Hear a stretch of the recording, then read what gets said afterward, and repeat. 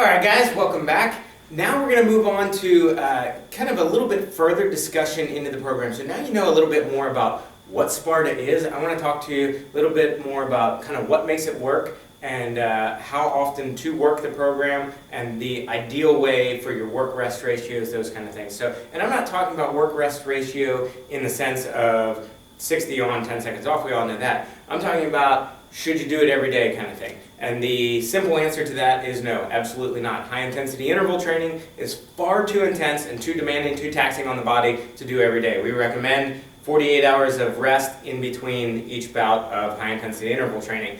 That being said, that doesn't mean you have to take a sit on the couch kind of rest day in between. That rest can be an active recovery, so something a little bit lower in intensity, a different modality. If you want to do some steady state cardio, that might be a good spot to put it in. Maybe some intervals that are just body weight, core, maybe cardio, heavy, that kind of thing. In particular, I love sprint intervals. One of the slides that you guys have in your materials talks about sprint intervals and their effectiveness on both burning fat and building muscle. It's one of the most natural motions that a human being can do. We're born to run. It's a natural, primitive thing that we have built into our systems, and it's a great way to accomplish both of those things. So kind of check that out. Keep that in mind. It's a great thing to kind of supplement your Sparta workouts or your strength training workouts with.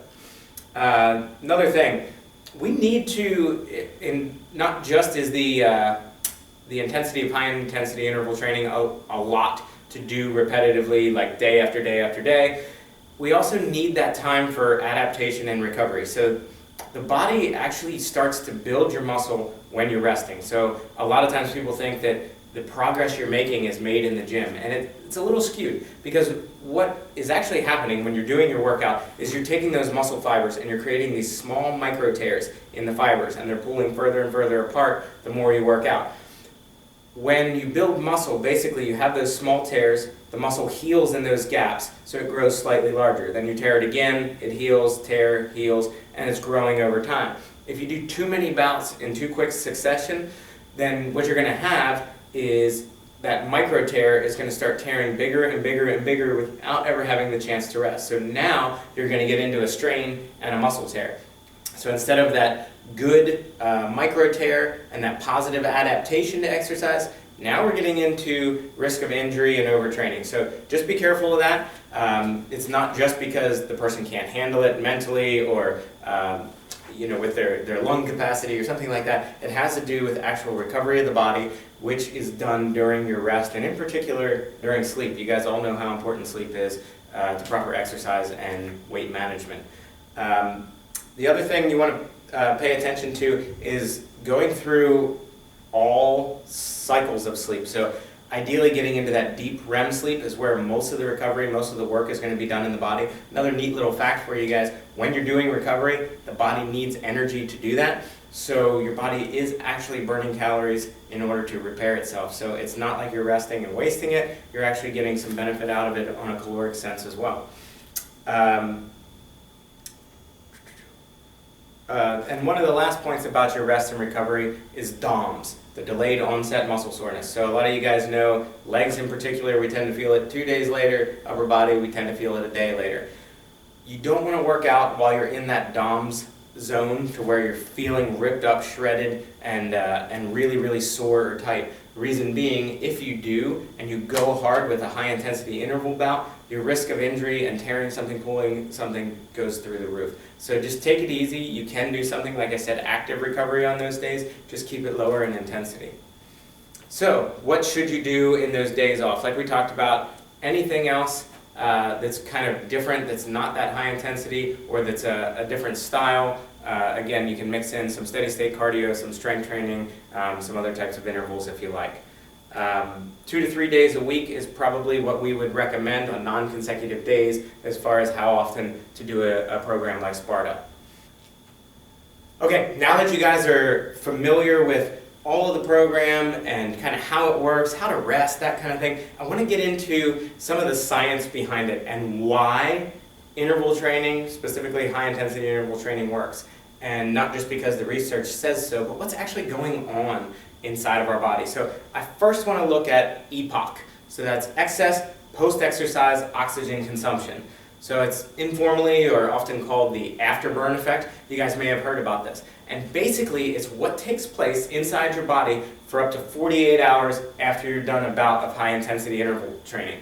So the cool thing with this, if you do something like a steady state run, say you go out and run for an hour, 2 hours, however long, most runners will tell you that they kind of hit that, once you hit that first mile, you start to kind of settle in, and suddenly it's not so hard. The first mile is always the hardest, then all of a sudden you kind of feel like you're in the zone and you could go forever. That's because your body adapts to the exercise very quickly, because you're doing the same thing consistently without any variety or change.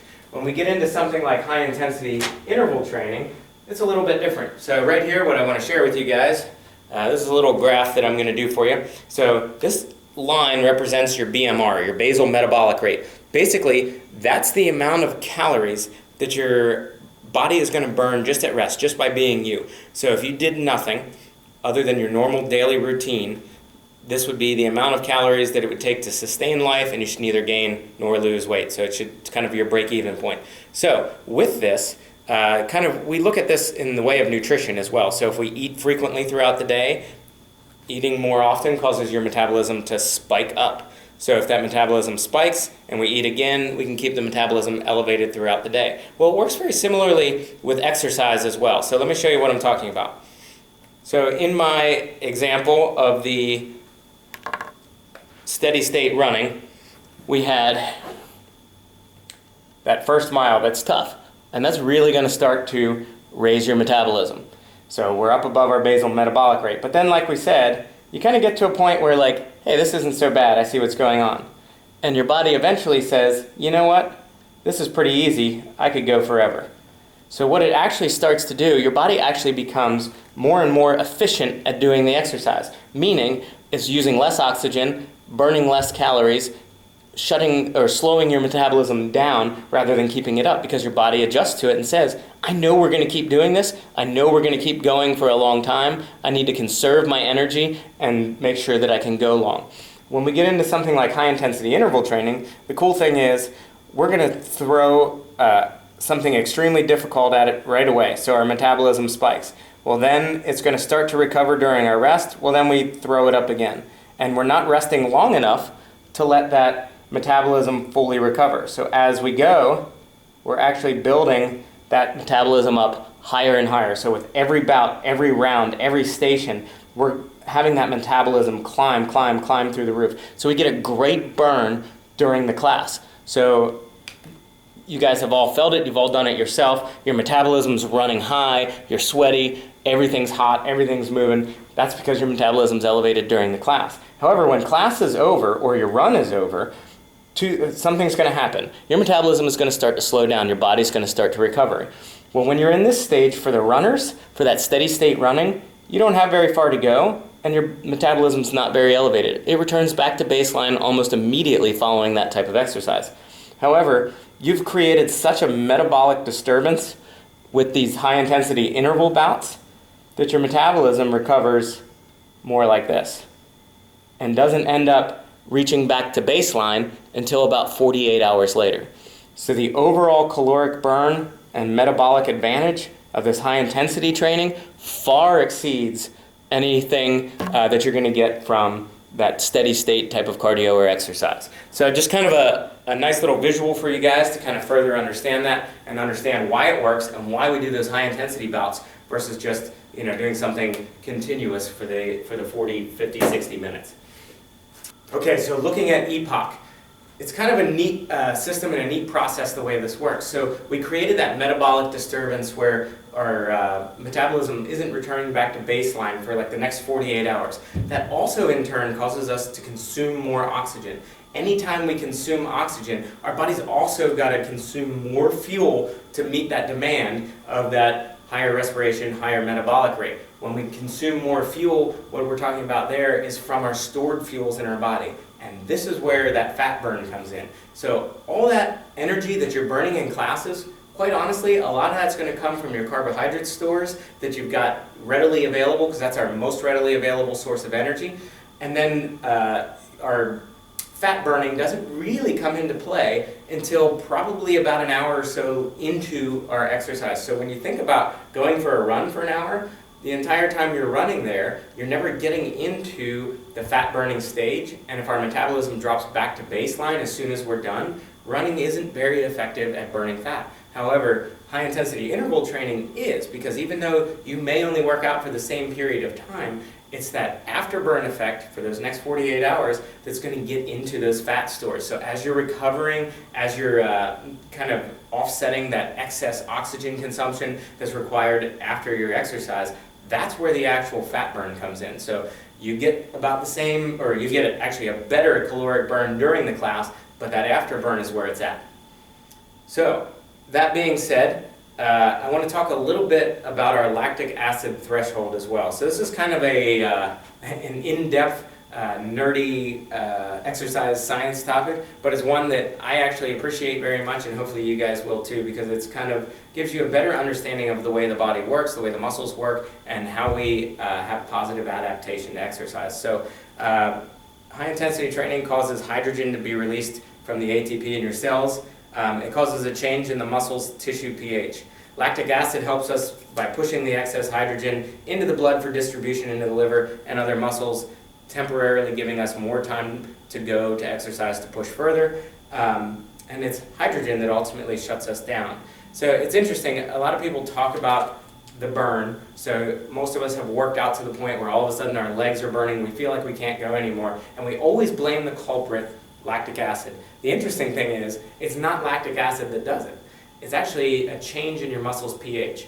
So as you're exercising, that buildup of excess hydrogen builds up in your muscles, so we'll say like here in the quads. The lactic acid system is actually responsible for basically neutralizing that, for pushing it out of those muscles into the blood, into the rest of the body, to where it can be processed, thus allowing you a little bit more time before that pH change is so great that it causes those muscles to lock up and shut you down. So it's actually at the point where the lactic acid system can no longer keep up with that pH change in the muscles that we actually feel that burn and we need to stop. So lactic acid is, in fact, our friend. It's the lack of lactic acid that causes us a problem. So why does this matter? Well, by increasing cardiac output and stroke volume, we can move blood through the body more efficiently. Therefore, we can move more